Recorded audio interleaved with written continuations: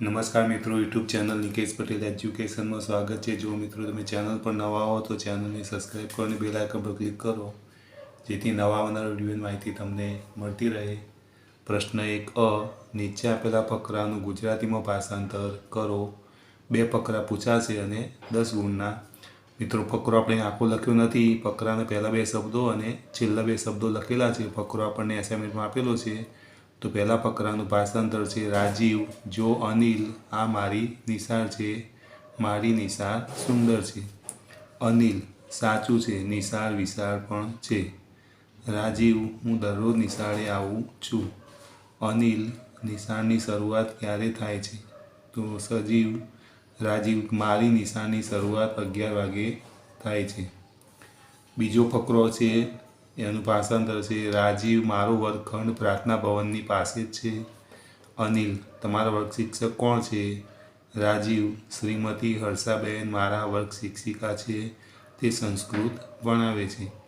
અનિલ, શું તમારી નિશાળમાં પુસ્તકાલય છે? તો રાજીવ, હા, હું પુસ્તકાલયમાં પુસ્તક વાંચું છું। મારી નિશાળમાં રમતનું વિશાળ મેદાન પણ છે, રિસેસના સમયે હું ત્યાં રમું છું। ત્રીજો ફકરો આપેલો છે, એનો ભાષાંતર ધારા, વીણાબેન ક્યાં છે? સુજલા, તે કાર્યાલયમાં છે। ધારા વીણાની પાસે જાય છે, તે કહે છે, બહેનજી કૃપા કરી પ્રાર્થના સભામાં આવો। વીણા કહે છે, હા, હું આવું છું। 4 નંબરનો ફકરો છે, એનું ભાષાંતર છે ધારા અક્ષય પાત્રમાં મુઠ્ઠી પર અનાજ મૂકે છે, પછી તે શુભ સંકલ્પ કરે છે। આચાર્ય જન્મદિવસના શુભાશીષ આપે છે। વીણા ધારાને આશીર્વાદ આપે છે, સુજલા પણ આશીર્વાદ આપે છે। છેવટે અંતે ધારા સૌને મીઠાઈ વહેંચે છે।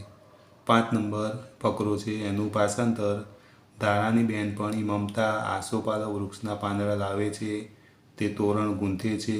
વૈશાલી પ્રાર્થના ભવનમાં સુશોભન કરે છે।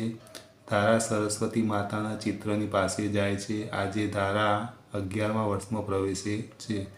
જો મિત્રો તમને આ વિડીયો ગમે તો વિડીયો લાઈક કરો, કમેન્ટ કરો, શેર કરો અને ચેનલને સબસ્ક્રાઈબ કરો।